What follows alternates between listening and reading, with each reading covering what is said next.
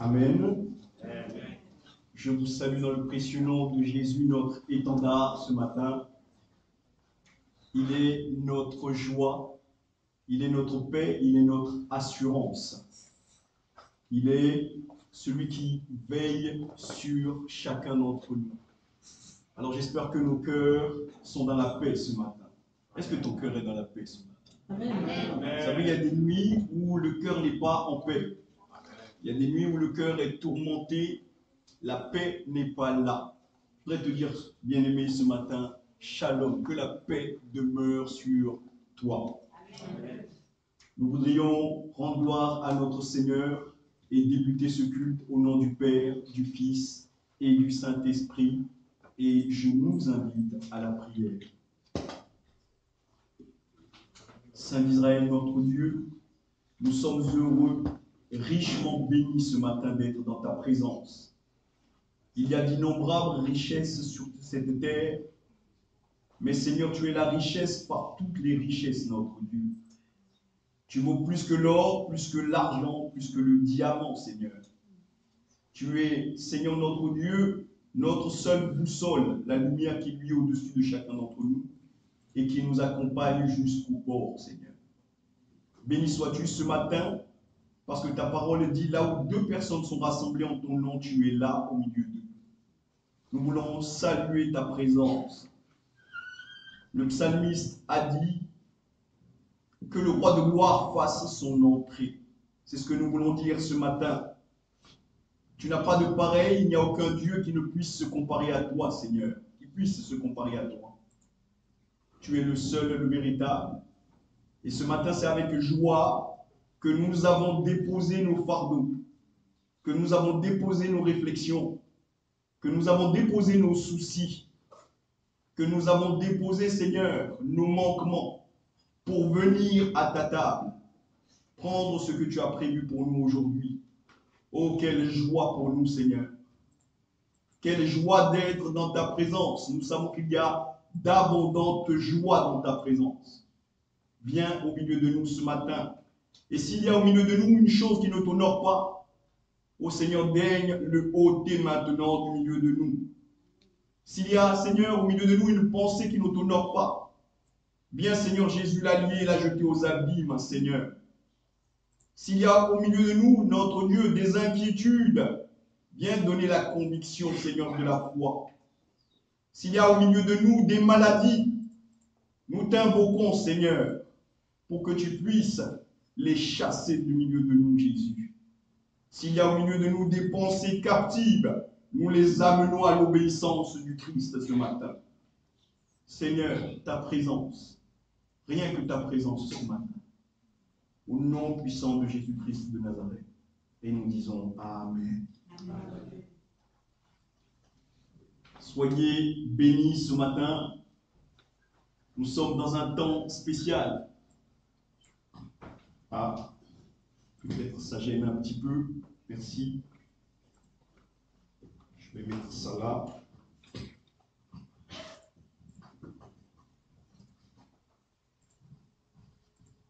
Voilà, ça sera mieux. Alléluia. Amen. Je ne vois pas beaucoup de sourires, il y a des masques. Moi, j'aime voir les sourires sur les visages des enfants de Dieu. J'aime cela.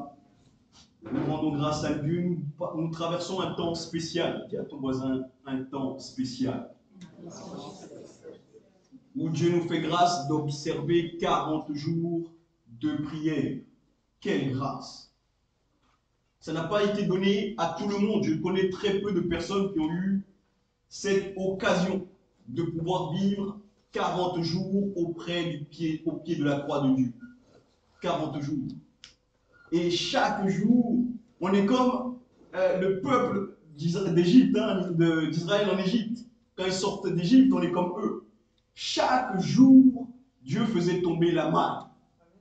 Et quand nous partageons la parole tous les soirs, durant ces 40 jours, chaque jour, Dieu nous donne un peu à manger. Mais quel mets succulent, frère. Des choses du royaume que Dieu apporte. Comme le pasteur aime le dire, la cuisine de Dieu. Des choses qui font du bien à notre âme, à notre corps, à notre esprit. Et vraiment, nous bénissons Dieu. Alors, il faut poser un temps. Parfois, il est bon de poser un temps pour contempler ce que Dieu est en train de faire. 40 jours de prière. Est-ce que quelqu'un peut nous rappeler le thème? Ah, le juste vivra par la foi. Seigneur, nous voulons vraiment vivre par cette foi dont tu nous parles. Mais avant de continuer, je crois qu'il est bon d'observer un temps d'adoration pour notre Dieu. Il mérite toute notre adoration. Pourquoi? Parce qu'il nous a aimés le premier. Avant même que moi je ne le connaisse, Christ m'aimait déjà. Avant que tu ne le connaisses dans ta vie, il t'aimait déjà. Il t'aimait déjà. Et en cela, nous voulons lui apporter toute notre adoration ce matin. On va demander à celles qui savent nous faire chanter de bien vouloir nous accompagner dans ce moment d'adoration.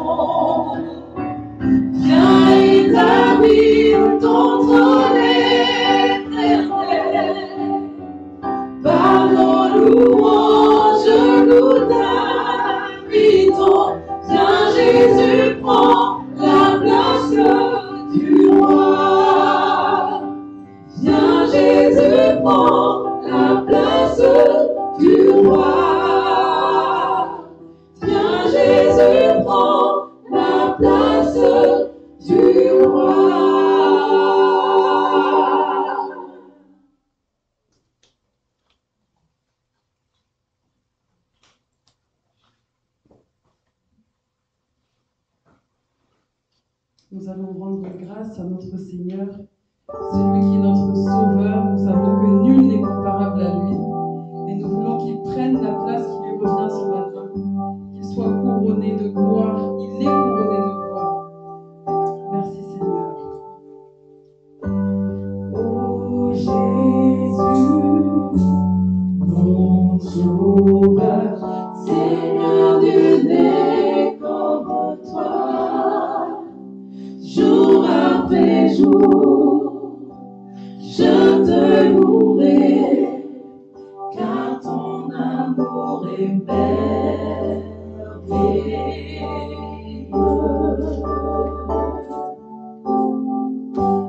Mon abri, mon refuge, mon réconfort, mon rocher. Tout ce qui vit, ce que je suis, ne cesse de t'adorer.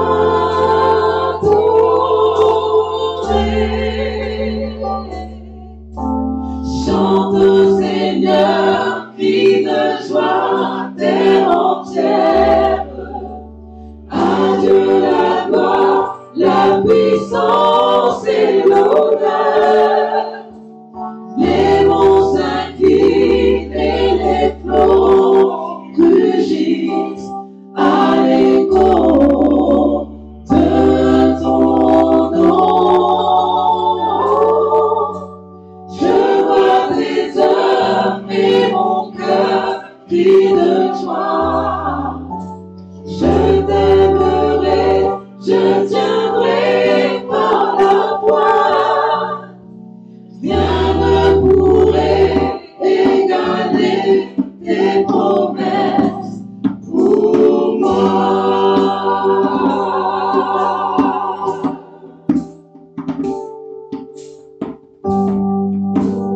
Jésus, mon sauveur, Seigneur, nul n'est comme toi. Jour après jour, je te louerai, car ton amour est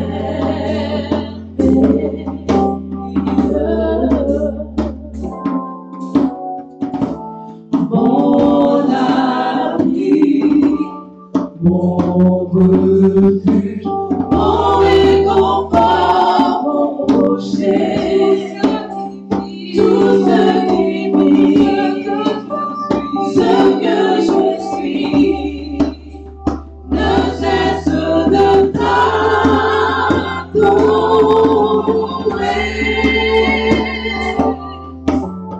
Chante au Seigneur, crie de joie, terre entière.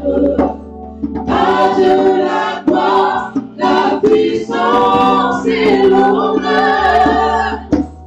Les monts s'inclinent et les flots rugissent à l'écho de ton nom. Je vois tes œuvres et mon cœur crie de joie. Je t'aimerai, je tiendrai par la voix. Rien ne pourrait égaler tes promesses. Pour rien ne pourrait égaler tes promesses. Pour rien ne pourrait égaler tes promesses. Pour moi.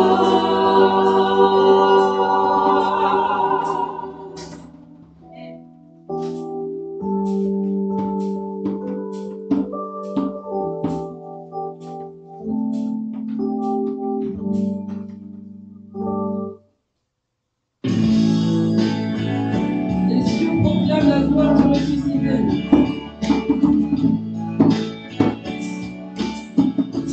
Et Dieu proclame la gloire du ressuscité. Rien n'est égal à la bonté du Seigneur. À jamais il sera l'agneau sur le trône, sur le trône. Je fléchis le genou, je fléchis le genou pour adorer lui seul. Je veux chanter la gloire du ressuscité. L'agneau immolé nous a rachetés pour Dieu.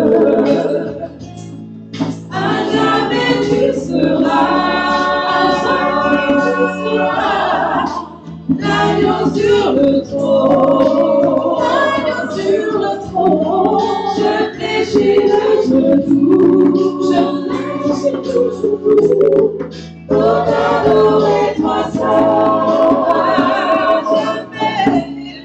À jamais tu seras, l'agneau sur le trône, l'agneau sur le trône, je fléchis le genou, je fléchis le genou, pour t'adorer toi seul, pour t'adorer.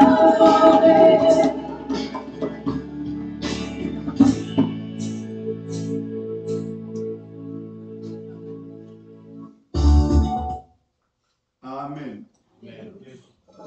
Je fléchis les genoux pour t'adorer, toi seul. Personne d'autre. Je ne veux pas adorer Baal, je ne veux pas adorer Astarté. Je veux t'adorer, toi et toi seul.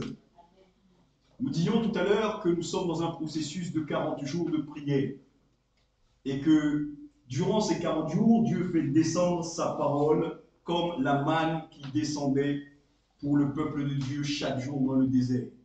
Il ne manquait jamais de rien. Dieu était aux petits soins pour eux. Dieu est aussi aux petits soins pour chacun d'entre nous. Ah, je n'ai pas entendu d'amen. Vous savez, la parole de Dieu, c'est d'abord la foi. D'abord croire. Ça commence par là. Et ensuite, nous voyons le reste. Alors c'est vrai, Dieu prend soin de nous durant ces 40 jours. Et dans son infinie puissance, dans sa grande souveraineté, dans son infinie bonté, il a décidé de se révéler d'une manière particulière à notre Église pendant ces 40 jours. Chacun peut le sentir. D'une manière vraiment particulière à son Église, à son épouse, à celle qu'il aime et pour qui il s'est sacrifié. Alors nous voulons nous arrêter un peu ce matin pour contempler ce que Dieu est en train de faire durant ces 40 jours. En tout cas, j'espère que vous le contemplez comme moi. Dieu fait de grandes choses. Alors peut-être les bénéfices de ce que Dieu est en train de faire durant ces 40 jours, nous ne les mesurons pas encore. Peut-être que ce que Dieu est en train de prodiguer, ce qu'il est en train de transformer en toi, ce qu'il est en train de faire, les miracles qu'il est en train de préparer pour ta vie, peut-être que durant ces 40 jours, tu ne les as pas vus. Peut-être que tu ne les as pas encore vus et peut-être que tu ne les verras pas tout de suite pendant les 40 jours. Mais ce qui est certain, c'est que Dieu est en train de préparer quelque chose pour toi. Et ces bénéfices, si tu ne les vois pas encore, par la foi, tu peux les discerner. Je voudrais que tu te souviennes d'Élie. On se souvient d'Élie dans un temps un peu compliqué, comme le temps où nous vivons, où il avait demandé à Dieu qu'il ne pleuve plus. Et effectivement, la pluie avait cessé. Et Élisée,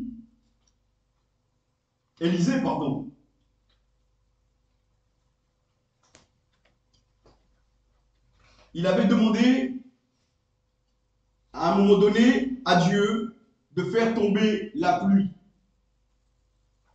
Et il y avait avec côté de lui son serviteur. Il a envoyé son serviteur partir voir si la pluie arrivait. La Bible dit, lui-même est monté sur la montagne, le mont Carmel. Il est monté. Et il a demandé à son serviteur, lorsqu'il est arrivé sur le mont, de monter un peu plus haut. Dis à ton voisin, monte un peu plus haut. Bien-aimé, pour voir ce que Dieu est en train de préparer durant ces 40 jours, pour que tu puisses commencer à en voir les bribes, les prémices, il faut que tu montes un peu plus haut. Lui-même est resté là. Il a dit à son serviteur, monte un peu plus. et va voir si la pluie arrive. J'aimerais dire à quelqu'un ce matin, il y a une pluie abondante qui est en train d'arriver. Regarde un peu dehors. Ah, les nuages ne l'annoncent pas, mais par la foi, nous la voyons arriver sur l'église. Il y a une pluie abondante qui arrive. Et son serviteur, la Bible dit, est monté une fois. Il est redescendu voir son maître. Maître, il n'y a rien. Le maître lui dit, repars. Dis à ton voisin, repars voir.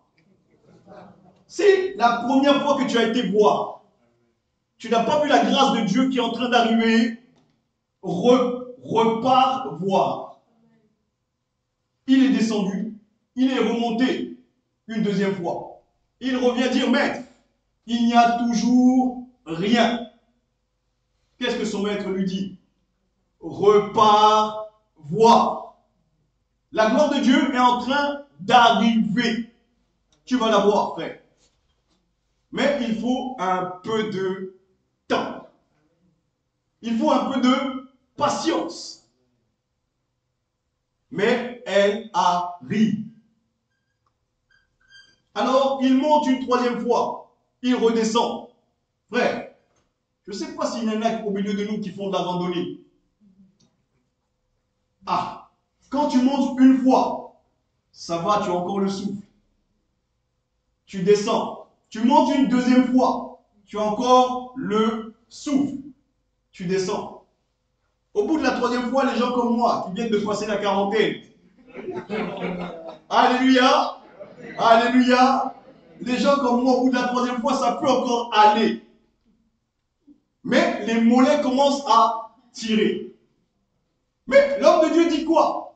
Il dit, remonte, va encore voir. Il y a la grâce de Dieu qui est en train d'arriver dans ta vie et qui provient du processus des 40 jours que nous sommes en train de traverser. Mais il monte une quatrième fois, il ne voit rien. 5 fois, rien. 6 fois, il ne voit rien. Au bout de la 7e fois, frère, dis à ton voisin, sois patient. Ça va tirer, tu vas avoir les courbatures. Alléluia. Tu vas combattre. Mais la grâce de Dieu est en train d'arriver dans ta vie. Alors, au bout de la 7e fois, quand il monte, il voit un petit, fait comme ça, un petit nuage. Quelque chose d'insignifiant, qui à première vue ne présente rien. Mais Dieu est en train de faire quelque chose qui va prendre des proportions énormes dans ta vie. Le juste vivra simplement par quoi? Alléluia. Est-ce que quelqu'un est d'accord avec cette parole?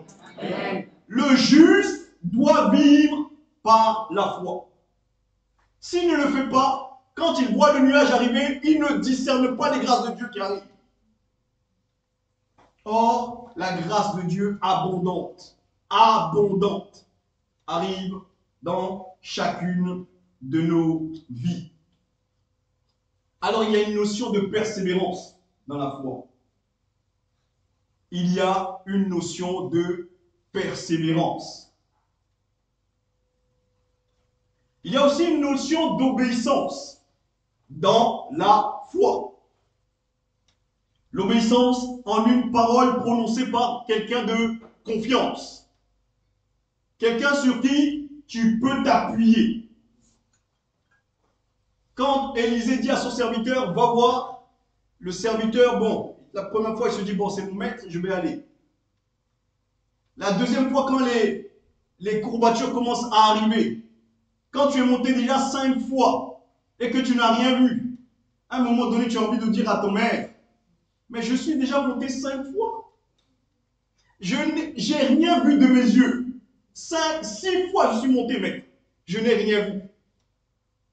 Tu es tenté de le dire, oui ou non? Mais il y a dans la foi une notion d'obéissance à une parole qui ne bouge pas, qui n'a pas de variation, qui est stable, solide, puissante.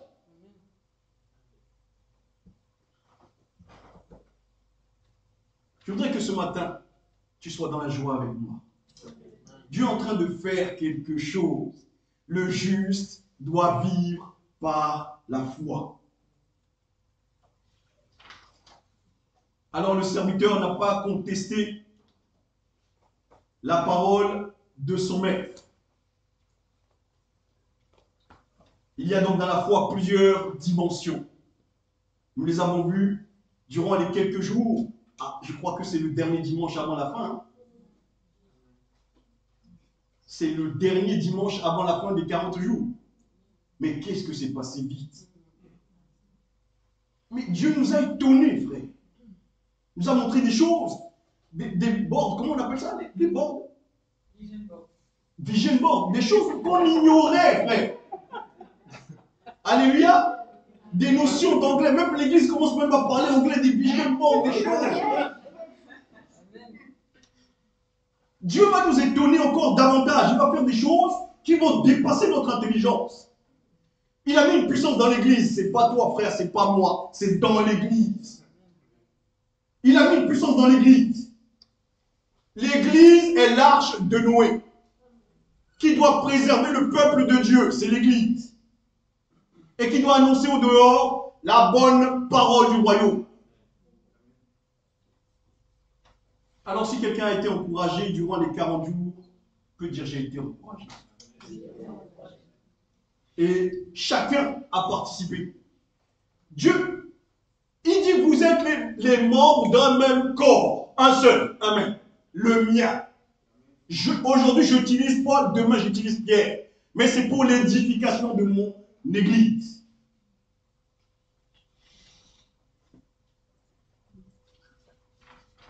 On va passer rapidement. Nous avons beaucoup de choses à dire, mais Dieu fait grâce et il continuera à nous fortifier. Alors on peut dire une chose, vraiment Dieu a fortifié notre foi durant les 40 jours. Durant les 40 jours, quelqu'un m'a appelé pour me dire j'ai pas de travail. Durant les 40 jours, la même personne m'a appelé pour dire j'ai trouvé un... Dieu va fortifier notre foi. Il est en train de le faire. Il est en train de le faire. Son esprit est au milieu de nous. Hébreux 12, verset 2, nous dit c'est lui qui suscite la foi. Et c'est aussi lui qui l'amène à perfection. La foi est suscitée quand nous entendons la parole de Dieu. Elle crée une croyance en nous, quelque chose en nous sur laquelle nous nous basons. C'est ce que nous avons dit avec le serviteur tout à l'heure. Il s'est basé, il a une confiance, une obéissance à une parole qui était au-dessus, qui était sûre, puissante. Alors la foi est suscitée lorsque nous entendons la parole de Dieu. Nous l'acceptons. Et ensuite, à travers les épreuves, la foi est menée à perfection. Dis à ton voisin à travers les épreuves. Ah, ça c'est des termes qu'on n'aime pas trop. C'est lui qui suscite la foi, mais c'est aussi lui qui l'amène à perfection. Mais pour que Dieu amène ta foi à perfection, pour qu'elle devienne, il pose la question, quand le Fils de l'homme reviendra, parce qu'il y a un temps qui est arrêté, où il viendra sur les nuées, il pose la question alors, quand le Fils de l'homme viendra, trouvera-t-il la foi sur la terre? Alors il a mis en place des mécanismes, des choses spirituelles qui nous dépassent, dont l'Église, pour maintenir la foi de chacun jusqu'à son retour. Alors, la foi est amenée à perfection à travers les épreuves et au contact de la parole de Dieu. La foi est une valeur importante, quelque chose de rare. C'est pour ça, quand je vous regarde, peut-être spirituellement on voit les lingots d'or. Chacun a une valeur devant Dieu. Ce qui est rare est cher. C'est ce qu'on dit en économie. Les bases de l'économie, pardon. On sort un peu. On dit ce qui est rare est cher. À Paris, vous voyez, les logements sont très très chers. Il y a des riches propriétaires. Ils achètent 4, 5, 6 logements. Ils les laissent sans locataire, sans rien. Pour créer la rareté sur le marché. Et quand maintenant c'est devenu rare que le loyer à 10 000 euros, ils mettent maintenant ça sur le marché pour dire mon bien est à la location. Bien aimé, ce qui est rare est précieux et cher. Ta foi est quelque chose de rare. Et Dieu cherche des gens comme toi pour annoncer la bonne nouvelle du royaume. Mais elle n'est pas chère seulement pour Dieu, frère, notre foi. Ah, je crois que quelqu'un me suit. Elle est chère aussi pour le diable. Le diable, quand il te voit, il voit en toi quelqu'un qui peut le détruire, qui peut anéantir ses plans, qui peut briser ce qu'il a mis en place, qui peut chasser des démons, qui peut annoncer la bonne nouvelle du royaume. Alors, le diable n'a pas envie que tu continues d'être cher, bien-aimé. Le diable veut te mettre hors d'état de nuire. Lui, ça ne l'intéresse pas que ta foi soit là. Il veut la détruire. Peut-être, toi-même, tu ignores la valeur de ta foi. Bien-aimé, parfois nous ignorons la valeur de ce que Dieu a mis en nous. Alors ce matin, j'aimerais te dire, tu as une chose précieuse devant Dieu.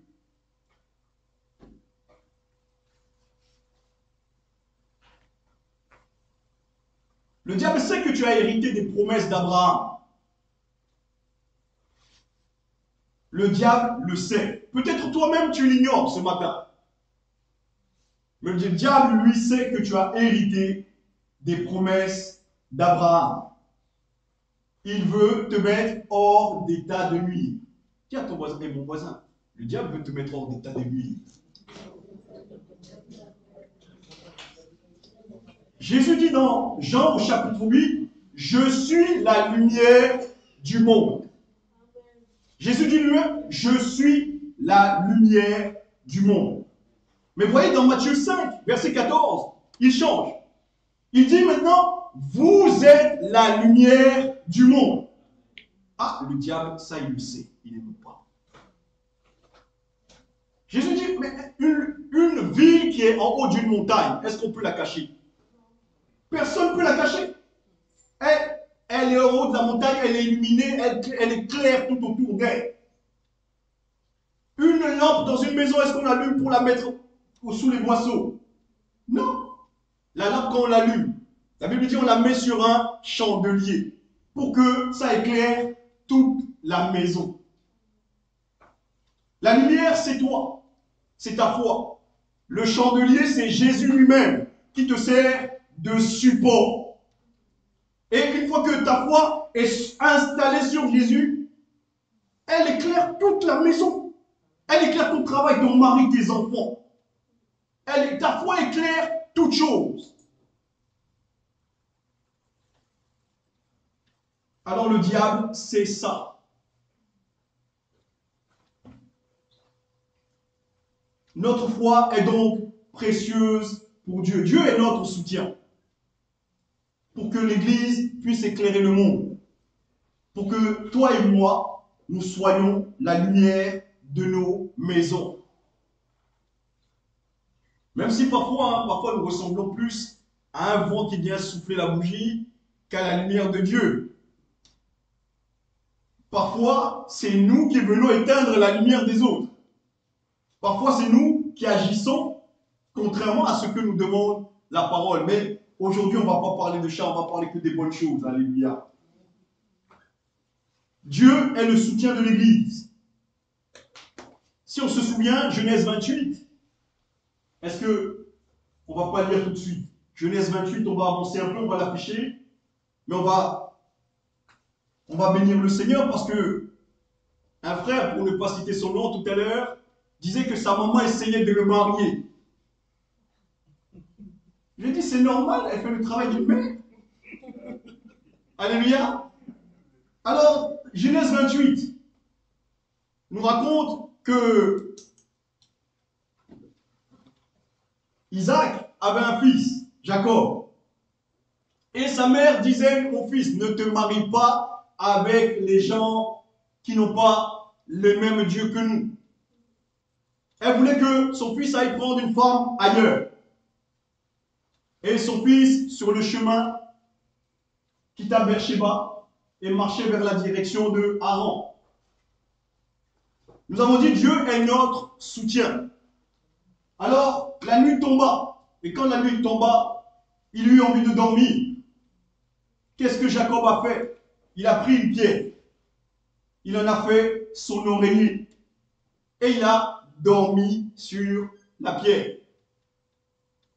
Alors, pendant qu'il dormait, il vit le ciel s'ouvrir, les écluses des cieux ouvertes. Et la Bible nous raconte, Dieu était au-dessus. Il y avait un escalier entre le ciel et la terre. Et il voyait des anges monter et descendre. La Bible dit Dieu était au-dessus de l'échelle. Frère bien-aimé, je me suis dit, mais pourquoi Jacob prend une pierre comme oreiller? Moi, si je dois dormir, je ne prendrai pas une pierre comme oreiller. Je ne sais pas pour toi. Chacun a sa notion de confort. Mais pour dormir, personne ne prend une pierre comme oreiller. Jacob prend la pierre comme oreiller et il dort dessus. Bien-aimés, nous devons prendre Jésus comme notre oreiller. Ce n'est pas forcément confortable. Dis à ton voisin, ce n'est pas forcément confortable.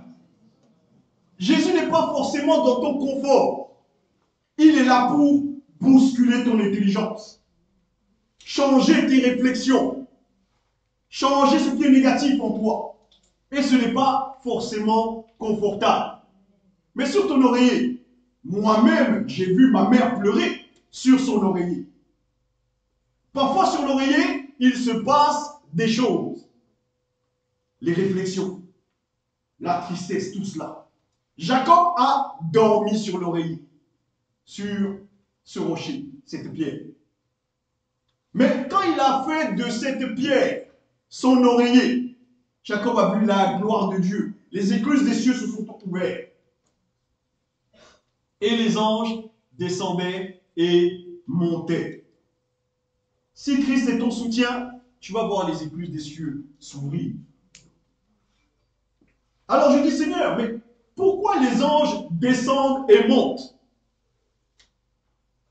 Le Seigneur nous dit ce matin, quand vous partez pour une quête, vous avez une aspiration.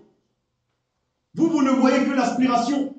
Mais moi, je fais descendre tout ce dont vous avez besoin avec. Tu demandes un mari, tu pars pour la quête, comme Jacob. Il est parti dans la quête d'une femme. Mais Dieu a montré qu'il a ouvert les écluses des cieux, il ne l'a pas seulement descendu sa femme. Les anges montaient et descendaient. Si tu as une femme, tu n'as pas la douceur. Est-ce que ta femme va rester? Alléluia, Dieu parle à quelqu'un ce matin. Est-ce que quand tu as une femme, tu n'as pas la douceur, ta femme va-t-elle rester? Maintenant, je rajoute, il faut savoir faire un peu de ménage, frère. Amen. Quand Dieu, toi tu fais une demande à Dieu, Dieu ouvre les écluses des cieux, tu fais de lui ton oreiller, tu as confiance en lui, toutes tes peines tu lui dis, toutes tes joies tu lui dis. Dieu ouvre les écluses des cieux, tu vas voir des gloires, des miracles, des choses extraordinaires se produire. Mais Dieu ne va pas seulement descendre ce dont tu lui demandes, parce qu'il sait que quand tu fais une demande, il y a beaucoup de choses qui sont liées à cela. Quand tu demandes du travail, Dieu doit te donner avec le travail l'humilité. Parce que quand tu commences à gagner beaucoup d'argent, tu vas croire que c'est grâce à toi. Dieu doit faire descendre beaucoup de choses avec ta demande. Faisons de Dieu notre oreiller. Et nous verrons comme Jacob, les écluses des cieux qui vont s'ouvrir. Alors, Jacob, quand il s'est réveillé, il a dit assurément, Dieu est dans ce lieu. Là où j'ai dormi sur ce rocher, Dieu est là. Et il a décidé de donner le nom de Bethel au rocher, c'est-à-dire la maison de Dieu. Mais si nous regardons bien, la Bible nous dit, là où il avait pris cette pierre, la ville s'appelait Luz. Je dis, Seigneur, Luz, ça veut dire quoi? Je dis, ça veut dire en hébreu, amandier. Souvenons-nous ce qu'il a dit à Jérémie. Il dit à Jérémie, que vois-tu? Jérémie, il montre une branche d'amandier à Jérémie. Jérémie dit, je vois une branche d'amandier. Dieu lui dit, je veille, tu as bien vu, parce que je veille sur ma parole pour l'accomplir. La ville où Jacob a pris cette pierre s'appelait Luz, qui veut dire amandier, parce que Dieu veille sur sa parole pour l'accomplir. Et Dieu dit ceci à Abraham, à Jacob, pardon. Il lui se présente, il lui dit, je suis le Dieu de ton grand-père Abraham. Je suis le Dieu de ton grand-père Abraham. Un peu plus loin, s'il te plaît, les versets qui suivent. Ah, au-dessus alors.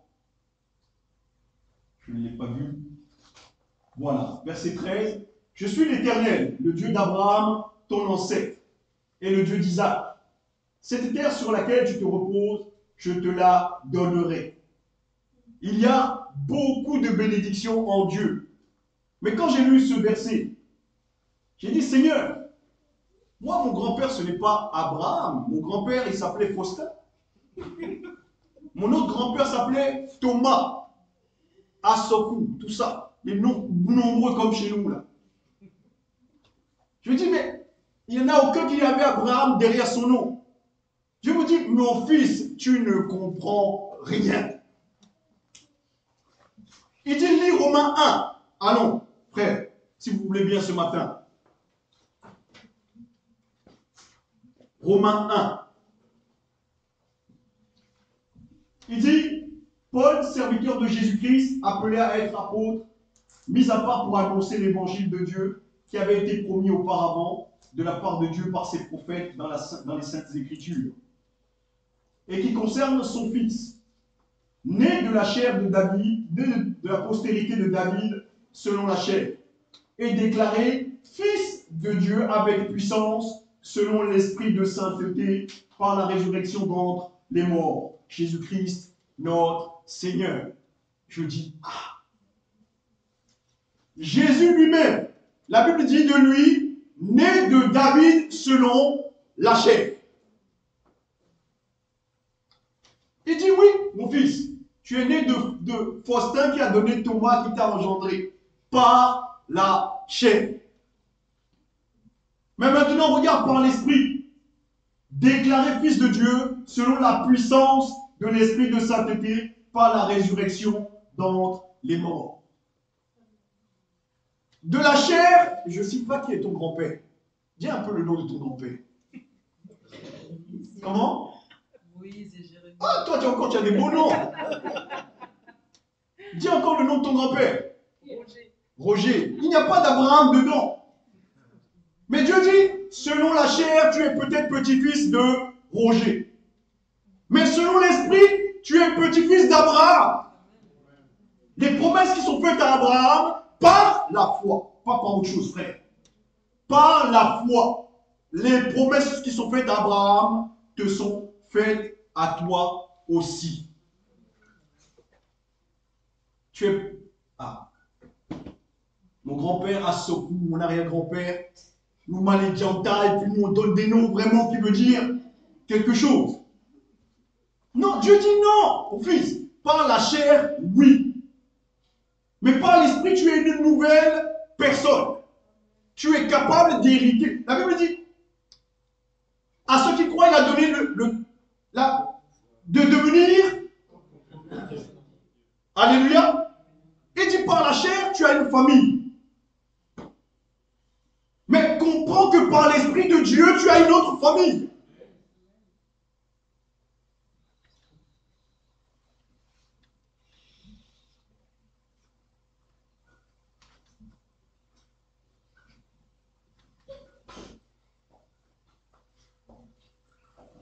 Nous rendons grâce à Dieu pour ses révélations.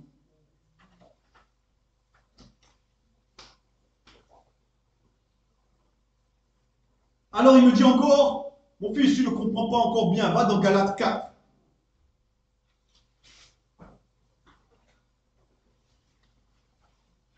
Et Galates 4 nous dit ceci, car il est écrit qu'Abraham eut 2 fils. Un de la femme esclave et un de la femme libre. Mais celui de l'esclave naquit selon quoi? La chair.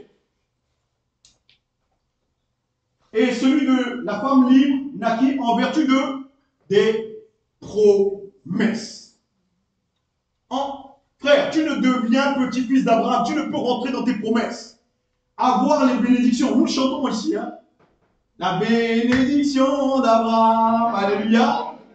Mais cette bénédiction que tu chantes, parfois tu ne peux que la chanter.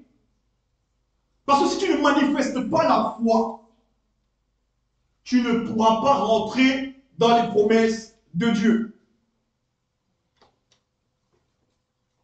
Continuons, verset 24. Ces choses sont allégoriques. Avec la Bible, on apprend les gros français. Hein? Mais, frère, même si tu n'as pas été à l'école en lisant la Bible, tu deviens intelligent. Allégorie, ça veut dire quoi? Ça veut dire simplement que c'est un discours qui permet avec des choses concrètes d'expliquer des choses qui sont abstraites. Il dit, Abraham a eu 2 femmes, fait comme ça, 2 femmes. L'une de l'esclave, l'autre issue de la promesse. Ces choses sont allégoriques, car ces femmes sont 2 alliances. L'une du mont Sinaï, enfantant pour la servitude, c'est Agar. Car Agar, c'est le... Pardon, verset d'avant. Car Agar, c'est le mont Sinaï en Arémie. Et elle correspond à la Jérusalem actuelle qui est dans la servitude avec ses enfants. Quelqu'un est-il dans la servitude ce matin? Dis avec moi nous. Au nom de Jésus. Continuons. Verset 26.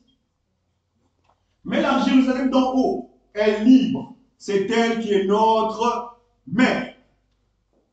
Car il est écrit, réjouis-toi, stérile, toi qui n'enfantes point. Éclate et pousse des cris, toi qui n'as pas éprouvé les douleurs de l'enfantement. Car les enfants de la délaissée seront plus nombreux que les enfants de celles qui étaient mariées. Continuons.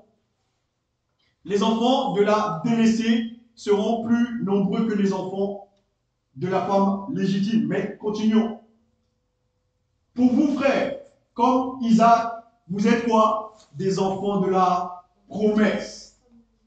Et de même qu'alors celui qui était né selon la chair persécutait celui qui était selon l'esprit, ainsi en est-il encore maintenant. Frères, nous sommes nés de l'esprit. Nous ne pouvons pas être nés de la chair. Il dit, l'enfant né de la chair n'arrête pas de cogner sur l'enfant qui est né de l'esprit. Frère, vous avez vu la lutte qu'il y a au milieu de nous? Les démons qui viennent, les mauvaises idées, les choses qui n'honorent pas Dieu, qui sont là sans cesse à contrecarrer ta foi. L'enfant qui est né selon la chair persécutait sans cesse l'enfant qui est né de l'esprit. Mais que dit l'Écriture? Chasse l'esclave et son fils.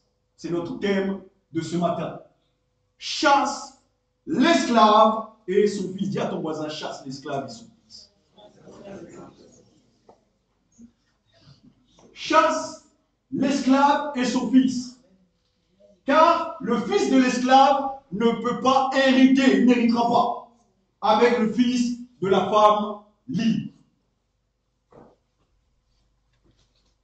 Le fils de la chair, tout ce que nous faisons selon la chair, ne peuvent pas nous permettre d'hériter des promesses d'Abraham. Seule la foi peut nous permettre d'hériter des promesses d'Abraham. Il continue, verset 31. C'est pourquoi, frères, nous ne sommes pas enfants de l'esclave, mais de la femme libre. Continuons.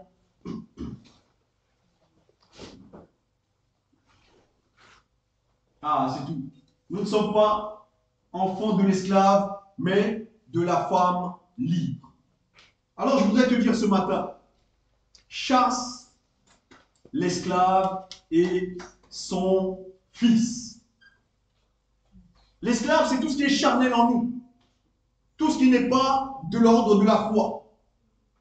Et nous voyons quelle facilité nous avons à mentir, à faire des choses méchantes, avec la colère, à dire des choses même qui nous dépassent.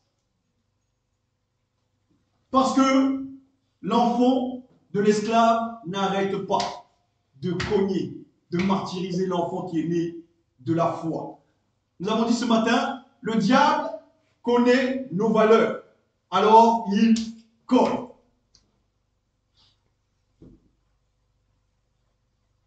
Nous sommes, nous, comme Isaac, les enfants de la promesse.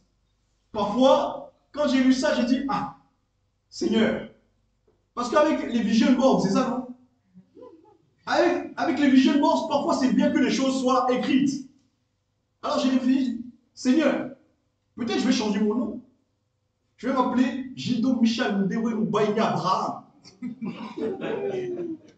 Pour que sans cesse je puisse me rappeler, que mon cerveau puisse se rappeler, que mon intelligence puisse me rappeler que je suis descendant d'Abraham. Et que tout ce qui est né d'esclave en moi doit être chassé, doit disparaître. Alors peut-être, Georgia, tu vas t'appeler Zadi Abraham. Ou bien Planquette Abraham. Parce que parfois il est bon que les enfants de Dieu gardent à l'esprit ce que Dieu leur dit. Chasse l'esclave et son fils. Ne chasse pas l'esclave seulement. Dis à ton voisin, ne chasse pas seulement l'esclave. Non, chasse son fils avec. Mais nous allons voir pourquoi tout à l'heure. Ne chasse pas seulement l'esclave. Si tu chasses l'esclave seulement, tu as fait la moitié du travail. Son fils est quand même là. Chasse l'esclave et son fils. Il doit quitter ta famille, quitter tes pensées, quitter ta manière d'agir. L'esclave, c'est le manque de foi. Tout ce que tu fais par manque de foi, tu dois chasser cela. Ne chasse pas seulement ça, chasse tout ce qui va avec.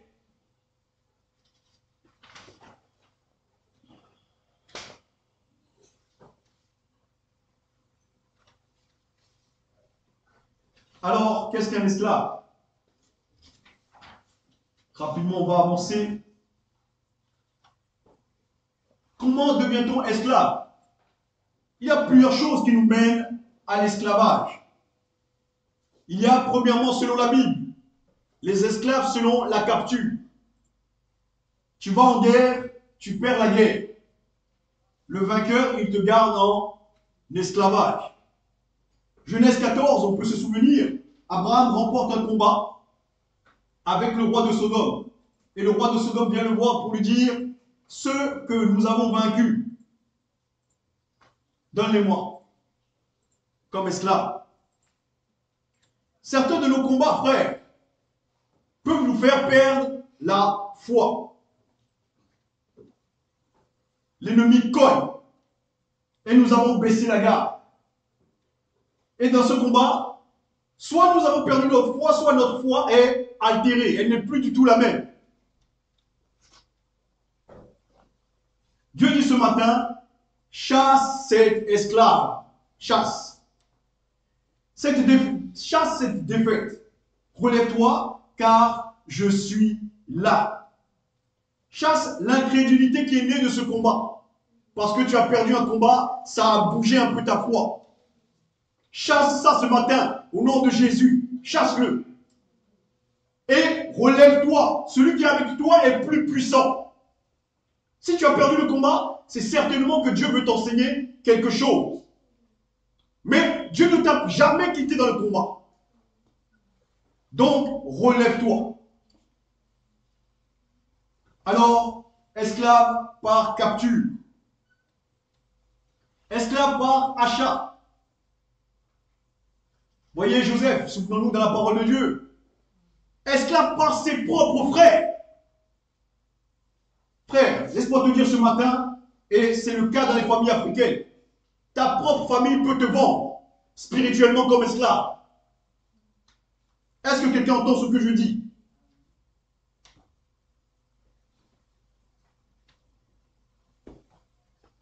Ils vendent ton mariage. Jamais tu ne te maries. Ils vendent ta prospérité, ton travail. Ils le vendent. Dieu dit ce matin, crois seulement, enlève ça, chasse ça de ta tête ce matin. Chasse-le. Crois seulement et tu verras la gloire de Dieu.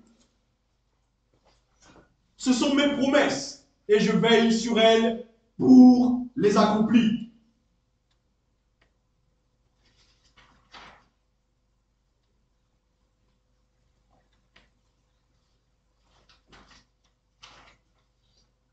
Dans les familles, il y a beaucoup de questions en ce moment d'inceste. Et le diable profite de cela pour détruire les vies. Dieu dit ce matin, chasse cela de ta tête. Cet esprit que tu as vécu, cette chose que tu as vécue te tient captif. Et l'esclave ne peut pas hériter des promesses de Dieu. Chasse maintenant cet esprit d'esclavage. Crois simplement en ce que je suis capable de faire.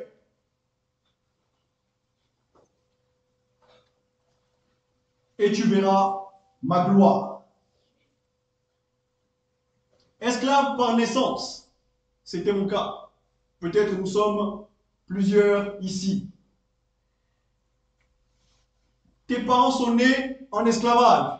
Quand tu nais esclave.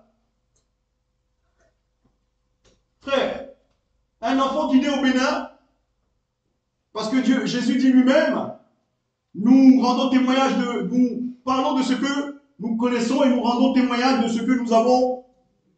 Alors je vais faire la même chose que Jésus. Je vais parler de ce que je connais et rendre témoignage de ce que j'ai vu. Un enfant qui naît au Bénin, mais l'enfant né, on appelle les anciens, les garants de la tradition. Et puis ils s'avancent, ils s'entourent, ils prennent des noix de cola. Vous voyez ce que c'est les noix de cola? Ils secouent ça, ils jettent par terre pour faire de la divination. Et il dit, l'enfant là, c'est tel grand-père qui l'a engendré. Donc l'enfant il aura toutes les caractéristiques de ce grand-père là. Et puis il détaille dans ta vie ce qui va arriver. Dieu dit, mon fils, laisse ça, chasse au nom de Jésus. Chasse cet esclavage. Mais ne chasse pas seulement l'esclavage. Chasse son fils avec. Peut-être dans ta famille c'est le cas. On dit tu es descendant d'un tel. Je dis je ne le connais pas. Alléluia. Je ne le connais pas. La Bible m'enseigne de chair, oui. Mais par l'esprit je suis enfant et petit enfant d'Abraham.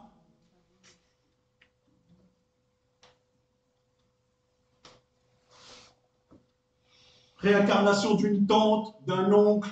On lui donne parfois même le prénom avec. Dieu dit, chasse cet esprit d'esclavage.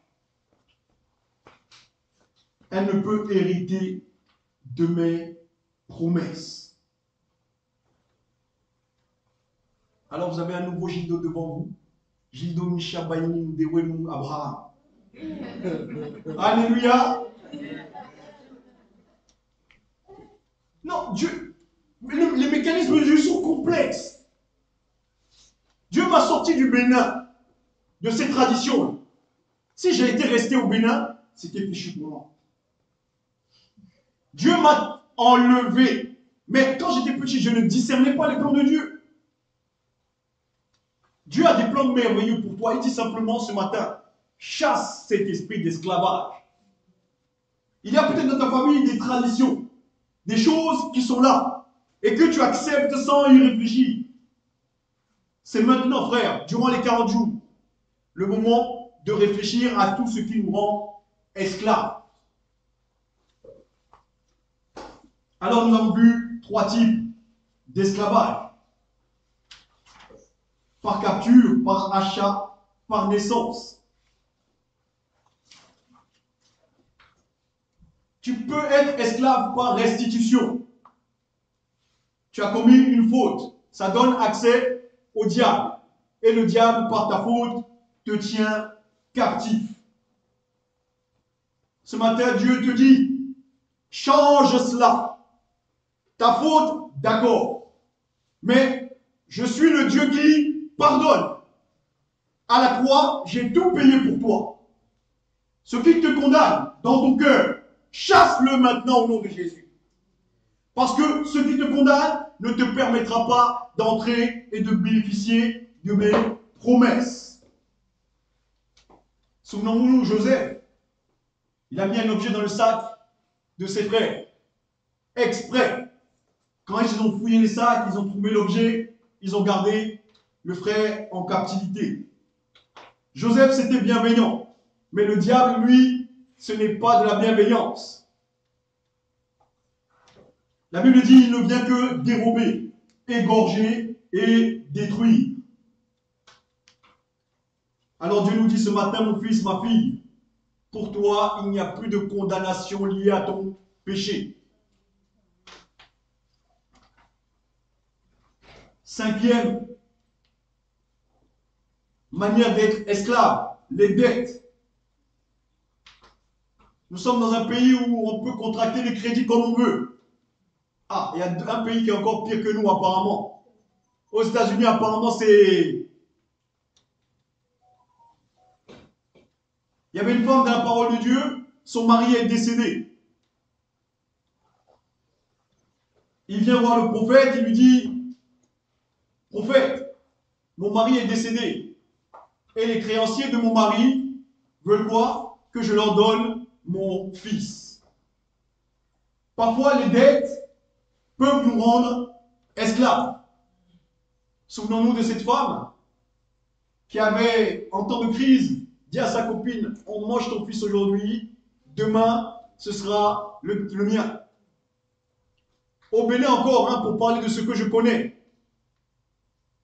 Les sorciers, quand ils se réunissent, ils te demandent quel est ton enfant le plus intelligent, le plus érudit, celui qui a le plus de chances de réussir. Donne-le moi, on va le manger. Demain, moi, je te donnerai un de ma famille. Dieu dit coupe les liens, coupe cela et chasse ça.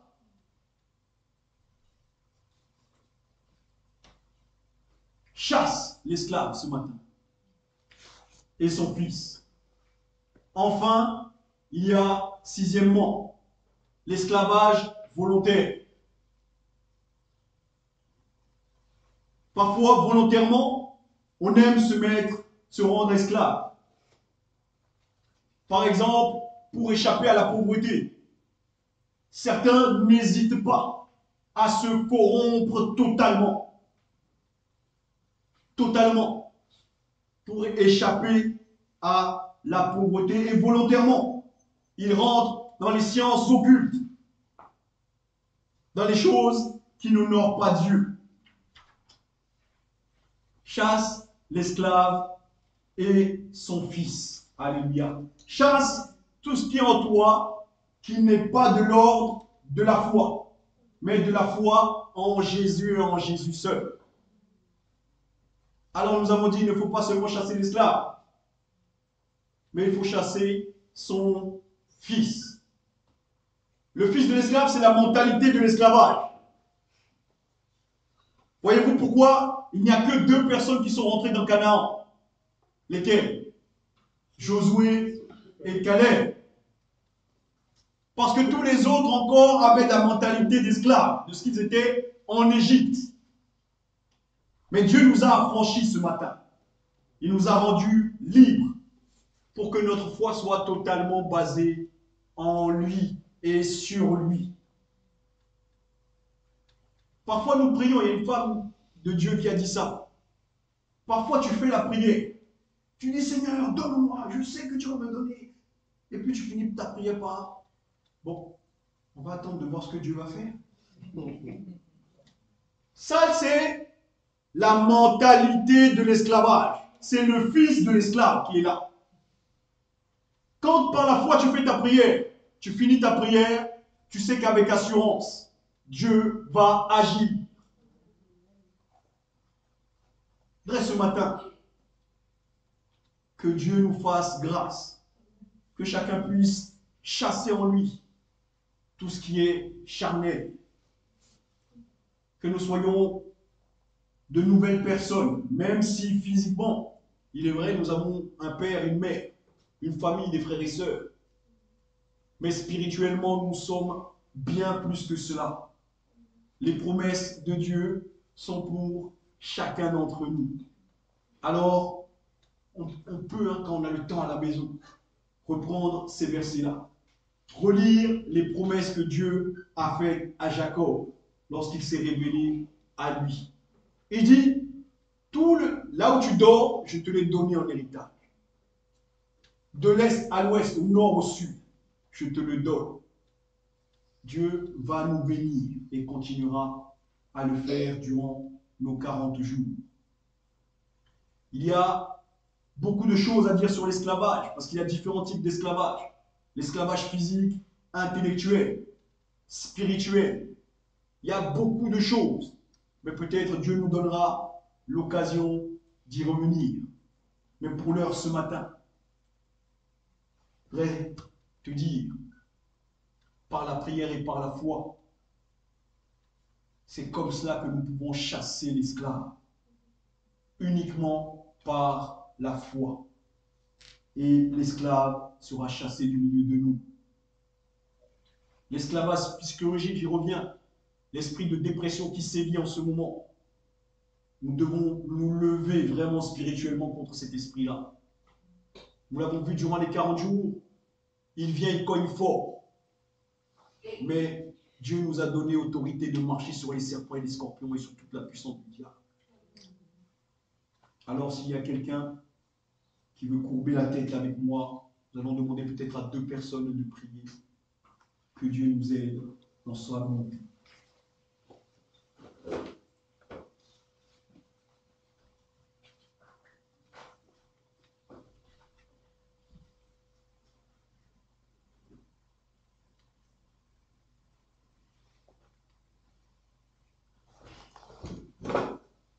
Père, nous te louons, nous t'élévons et te rendons grâce. Nous te disons merci pour cette parole. Chasse l'esclave et son fils. Merci parce que tu es avec nous, tu nous parles au travers de ces paroles en ce jour. Tu nous montres avant tout que nous sommes descendants d'Abraham et que les mêmes héritages, les mêmes paroles de bénédiction, de gloire et de grâce qui leur ont été adressées, les sont encore pour nous aujourd'hui. Merci de nous rappeler notre nature, qui est celle de fils ici de l'union légitime, Père éternel. Merci de nous aider, Éternel Dieu, à pouvoir nous analyser afin de voir là où nous avons failli, là où nous sommes égarés, Père éternel, et là où nous avons donné accès au Père éternel. Tu nous rappelles qu'il y a plusieurs sortes d'esclavage, mental, aussi bien d'autres formes, Père éternel. Mais nous venons devant toi te dire merci. Merci parce que pour changer, il faut connaître et identifier le problème, Père éternel. Merci parce qu'aujourd'hui, tu nous as permis d'identifier le problème et nous savons que tu nous as donné la capacité de pouvoir marcher sur les les scorpions et les serpents. Et ainsi, nous marcherons et nous triompherons face à toutes ces choses éternelles qui nous tiennent encore en captivité et qui en même temps nous éloignent de toi, Père éternel. Je nous rappelle, Père éternel, que ne peuvent jamais cohabiter les fils ici de l'union légitime et les fils ici, éternel Dieu, de l'esclavage. Tu nous montres combien dans notre vie, la lumière ne peut jamais cohabiter avec le ténèbre, Père éternel. Et il est à notre devoir de pouvoir prendre conscience et pouvoir te demander à toi, à force, pour pouvoir enlever tout ténèbre qui siège encore au milieu de nous et qui nous empêche d'être cette lumière que tu veux qu'on soit, Père éternel. Merci parce que tu nous appelles à ta gloire, à ta grâce, à ta faveur. Merci parce que tu nous rappelles que nous sommes précieux à tes yeux. Mais pour cela, il faut que nous prenions garde et que nous puissions te laisser prendre la première place, Père. Merci pour le prédicateur du jour, Père. Merci pour l'avoir utilisé pour nous atteindre dans ces jours. Permets à ce que ces messages soient entendus et qu'ils demeurent parmi nous, Père éternel. Que ces messages puissent changer notre vision de choses, puissent nous aider à améliorer notre marche dans notre vie chrétienne, Père éternel. Merci parce que tu es avec nous et que tu continues à nous parler et que tu vas nous donner toute la grâce, la force pour pouvoir mettre en pratique cette parole, éternelle Dieu. Parce que dans ta parole, tu dis, c'est toi qui donnes le vouloir et les faire. Amen. Père, sois à nos côtés et permets à ce que, au bout de ces temps qui restent durant cette période de 40 jours, si on n'a pas pu faire les grands changements, les grands ménages que tu attendais de nous, Père, que nous puissions nous rattraper durant cette semaine. Et quand nous allons réunir encore le dimanche prochain pour te dire merci de nous avoir négligé durant ces 40 jours, que nous puissions te dire merci parce que tu as agi et que tu nous as aidés à faire le ménage et à nous rapprocher davantage de toi. Sois à nos côtés, éternel Dieu. C'est au nom de ton Fils Jésus-Christ que nous avons accepté comme Seigneur et Sauveur que je dis merci et Amen. Amen.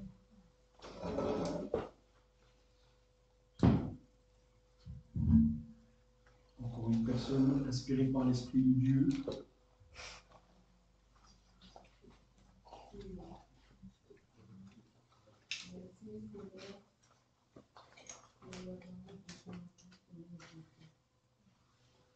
Et Seigneur, merci aussi parce que depuis que nous avons commencé nos parents disaient dès le premier jour, Seigneur, tu nous parles. Tu nous parles, Seigneur Jésus.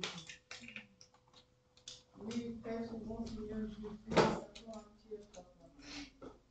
Et je te remercie beaucoup aussi pour cette parole de ce matin. Et je mets tout le couple à ton nom, Seigneur Jésus. Seigneur Jésus, là où il y a manque d'amour, Seigneur Jésus, viens mettre l'amour. Là où il y a des combats, Seigneur Jésus, toi-même, tu sais que Satan, il n'aime pas le mariage, Seigneur Jésus. Et Seigneur, n'oublie pas aussi ceux qui ne sont pas mariés, ceux qui sont en préparation, Seigneur Jésus. Et Seigneur, tu ne sois plus esclave, Seigneur Jésus. Toi-même, tu as vu les points qu'on a cités pour être esclave, Seigneur Jésus. Mais Seigneur Jésus, tu nous as donné la force de marcher sur les scorpions et les serpents. Les serpents, rien ne nous arrivera. Seigneur, tu es Dieu. Il nous reste encore une semaine. Seigneur Jésus, tu nous parles chaque soir, Seigneur Jésus. Continue à utiliser, Seigneur Jésus. Oh mon Dieu, mon roi. Viens parler dans notre église. Viens nous révéler les choses cachées. Seigneur Jésus. Et Seigneur Jésus, nous voulons marcher avec toi. Parce que tu nous as montré que tu es Dieu, Seigneur. Oh Seigneur Jésus, ta parole est vivante, Seigneur Jésus. Merci Seigneur. Continue à nous fortifier et donne-nous cette force, Seigneur Jésus. Je sais que pendant ces 40 jours, Seigneur Jésus, on apporte beaucoup de témoignages, Seigneur Jésus. Merci Seigneur pour ces témoignages que nous attendons chaque soir, Seigneur Jésus. Les témoignages qui nous fortifient, Seigneur Jésus. Je sais que Seigneur, tu agis au milieu de nous. Et Seigneur, me voici devant toi, Seigneur Jésus. Viens me changer, viens me fortifier, Seigneur Jésus. Ouvre ma bouche, Seigneur Jésus. Que je n'ai plus peur de parler, Seigneur. Parce que la peur ne vient pas de toi. Ça, c'est Satan, Seigneur. Et Seigneur, merci. Merci pour l'amour que tu mets dans notre Église. Et nous voulons marcher selon ta volonté et non la nôtre, Seigneur Jésus. Merci. Merci pour ces paroles, Seigneur Jésus, qui va nous changer, Seigneur Jésus, par notre façon de marcher, par notre façon de voir, par notre façon de juger, Seigneur Jésus. Merci aussi, Seigneur, parce que des fois aussi, il y a des paroles qui découragent, par notre façon de faire, qui découragent aussi, Seigneur Jésus. Mais Seigneur, dans ton thème, c'est le juste vivra par la foi. Et Seigneur, nous voulons vivre par la foi. Amen. À ton Saint-Nom, j'ai ainsi prié. Amen. Amen. L'heure est bien avancée. Nous allons nous lever pour rendre gloire à Dieu. Et en même temps, nous allons procéder à la collecte.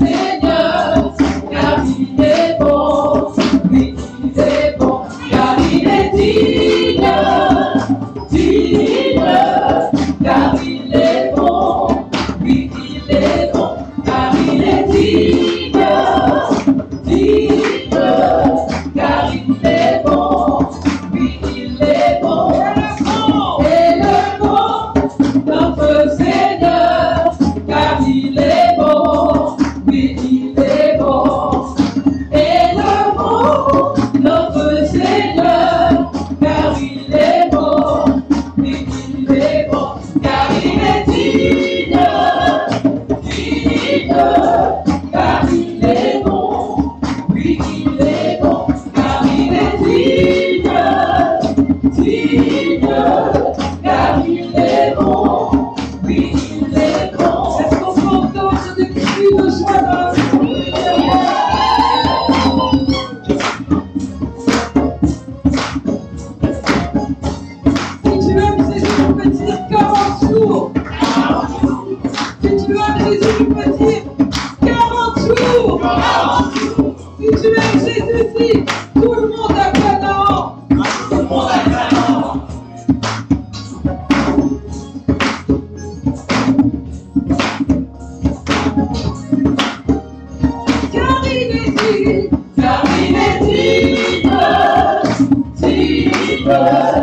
car il est bon, oui, il est bon, car il est digne,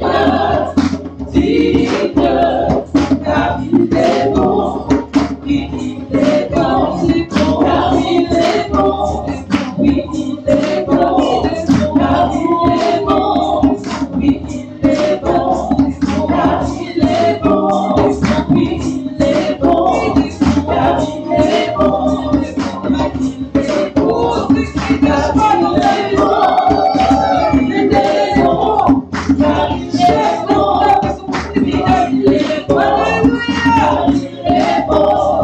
oui, il est bon, car il est bon,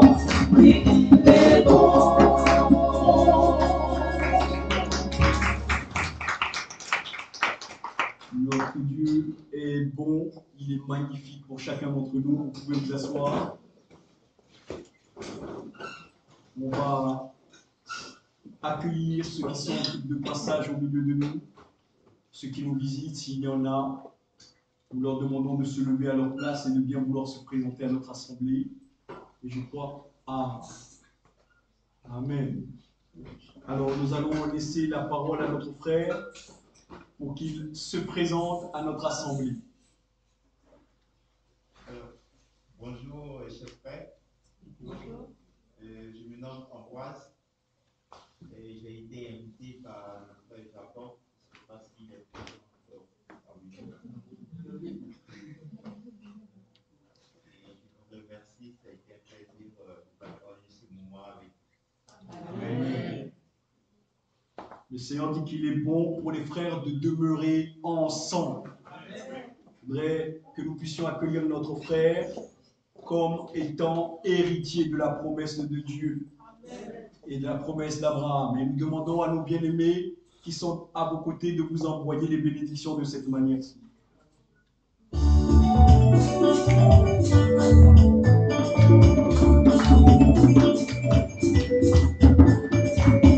Soyez bénis, soyez bénis. Soyez bénis, soyez bénis. Au nom de Jésus, Dieu qui nous a réunis en ce lieu, nous bénira. Soyez bénis, soyez bénis. Au nom de Jésus, Dieu qui nous a réunis en ce lieu, nous bénira. À qui les doux, de frères et sœurs, de demeurer ensemble, c'est là que l'Éternel envoie sa bénédiction. À qui les doux, de frères et sœurs, de demeurer ensemble, c'est là que l'Éternel envoie sa bénédiction. Soyez bénis, soyez bénis. Au nom de Jésus, Dieu qui nous a réunis en ce lieu, nous bénira. Soyez bénis, soyez bénis. Au nom de Jésus, Dieu qui nous a réunis en ce lieu, nous bénira. Qu'il soit le bienvenu et que Dieu le bénisse. Soyez abondamment bénis, frères, au nom de notre Seigneur Jésus-Christ. Vous êtes ici comme dans la maison de votre Père, puisque vous êtes co-héritiers avec nous du royaume. Soyez bénis.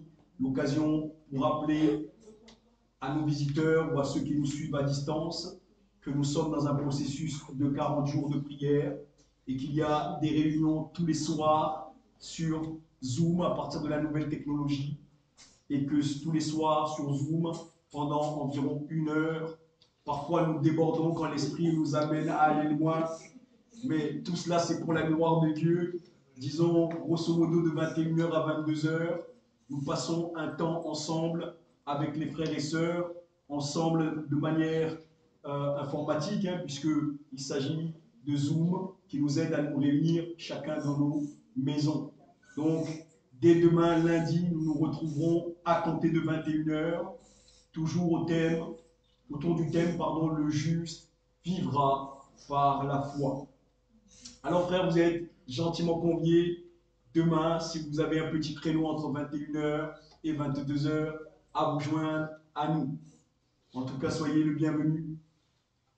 C'est vrai, nous sommes dans notre dernière semaine déjà des 40 jours de prière. En tout cas, si vous avez des témoignages, mettez-les au frais. Je sais que le soir, on en partage beaucoup, mais peut-être il y en a quelques-uns que vous avez gardés en attendant leur accomplissement Soyez certains que Dieu va les accomplir. Mettez-les au frais pour l'Église, pour que nous soyons encouragés. Nous voulons ensuite, pour les annonces, savoir s'il y a quelqu'un qui fête son anniversaire cette semaine. S'il y en a ou qui a fêté son anniversaire, oui, on me pointe du doigt. Effectivement, Dieu m'a fait la grâce de passer la quarantaine. Et le pasteur, je me souviens de son mot, a mis simplement que c'était une grâce de Dieu. Amen. Alléluia. J'aime le pasteur, l'essentiel. Il dit 40 ans, ce n'est pas donné à n'importe qui. C'est simplement une grâce de Dieu. Alors, je ne vais pas chanter pour moi-même, bien entendu. Joyeux anniversaire, joyeux anniversaire, joyeux anniversaire, ah oui, amen.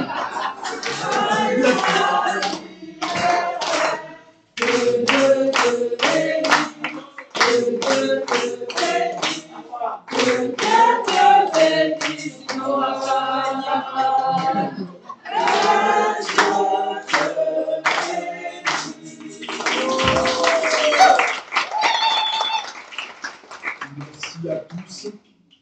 C'est vrai que dans la foi, on retrouve une nouvelle famille et elle est parfois plus forte que la famille physique. On bénit Dieu pour tout ce qu'il est en train de faire au milieu de nous. Alors on a célébré mon anniversaire, mais peut-être à distance, quelqu'un a fêté aussi son anniversaire. Soyez bénis et bon anniversaire. Voilà, je crois que nous arrivons au terme de notre culte. Je vais demander à la chorale de nous introduire dans la prière et je demanderai peut-être à Papa Kirou de prier pour la collecte et de bien vouloir clôturer le culte pour nous. Est-ce qu'on veut bien se lever pour ce dernier cantique?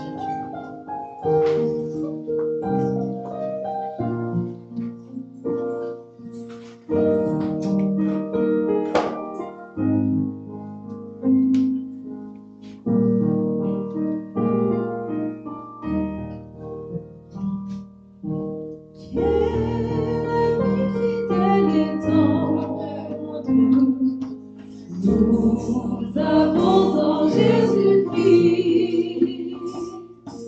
toujours prêt à nous entendre, à répondre à d'autres cris. Il connaît nos défaillances, nos chemins de chaque jour. Sévérant ses exigences, il est riche en son amour.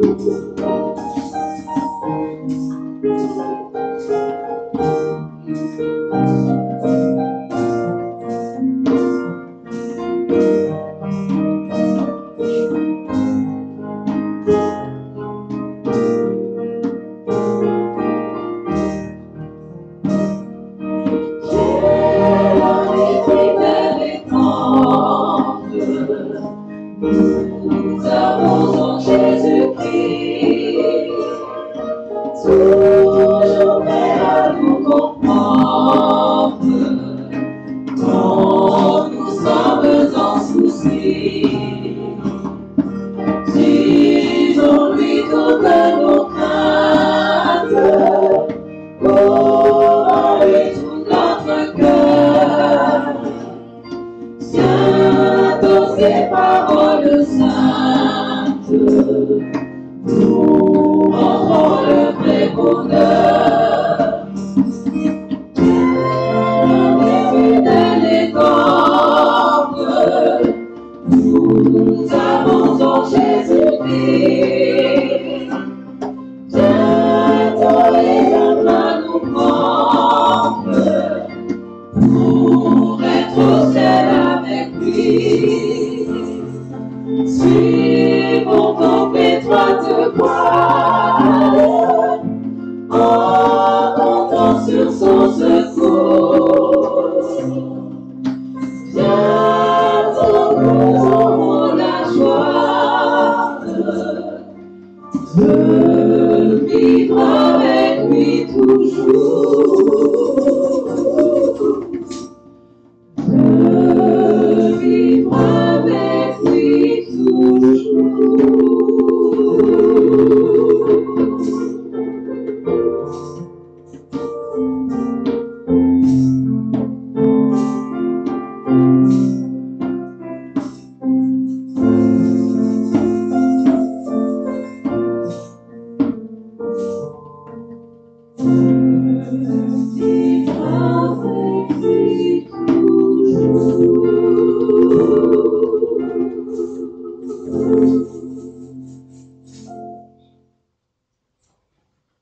Éternel notre Dieu, nous voulons te dire merci.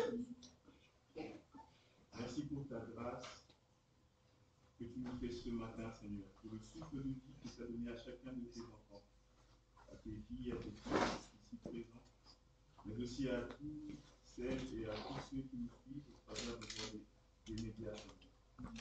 Nous bénissons ton Saint-Nom pour cette matinée où nous avons été richement bénis par ta parole. Seigneur, nous te demandons aussi de bénir ce que nous avons pu apporter dans sa maison, Seigneur. Bénis la main qui a donné, bénis celle aussi qui n'a pas pu donner. Et aide-nous de sorte que les prochaines fois que nous puissions apporter nos dîmes et nos offrandes dans ta maison, Seigneur. Seigneur, nous te prions aussi pour tous ceux qui sont à la recherche d'un travail, pour tous ceux et pour toutes celles qui traversent des situations difficiles. Seigneur, tu connais chacun de tes enfants. Et merci parce que tu es toi-même la solution à tous nos problèmes et la solution parfaite. Merci Seigneur pour ce temps de rafraîchissement que tu nous permets de partager durant ces 40 jours. Chaque soir, Seigneur, tu nous nourris de tes mains succulentes. Merci Seigneur de bénir et de continuer à nous bénir. Merci aussi Seigneur parce que nos prières, tu les exauces, Seigneur. Merci parce que chaque dimanche, chaque jour, tu renforces ta maison, tu renforces ta famille, tu ramènes un de tes enfants perdus de cette famille merveilleuse. Seigneur, nous te prions pour ceux qui sont malades, nous te prions pour ceux qui sont privés de liberté, nous te prions, Seigneur, pour toutes celles et pour tous ceux qui se cherchent encore dans la foi, qui ne savent pas parce qu'il y a quelque chemin passé. Merci pour la parole de ce matin, nous te demandons de bénir l'instrument que tu as utilisé, mais aussi toute sa famille, Seigneur. Merci Seigneur pour le reste de la journée, pour ce que tu as prévu pour nous. Merci pour tes bénédictions d'aujourd'hui et pour celles de demain. Nous élevons ton Saint-Nom au milieu de tes enfants, que l'honneur et la gloire te reviennent. Notre Père, qui vis aux cieux, que ton nom soit sanctifié, que ton règne vienne, que ta volonté soit faite sur la terre comme au ciel. Donne-nous aujourd'hui notre pain de ce jour. Pardonne-nous nos offenses, comme nous pardonnons aussi à ceux qui nous ont offensés. Ne nous soumets pas dans la tentation, mais délivre-nous du mal, car c'est à toi qu'appartient le règne, la puissance et la gloire, au siècle des siècles. Amen. Bon dimanche à tous. Saluons-nous d'un coup de coude les uns les autres. Et bon dimanche chez vous.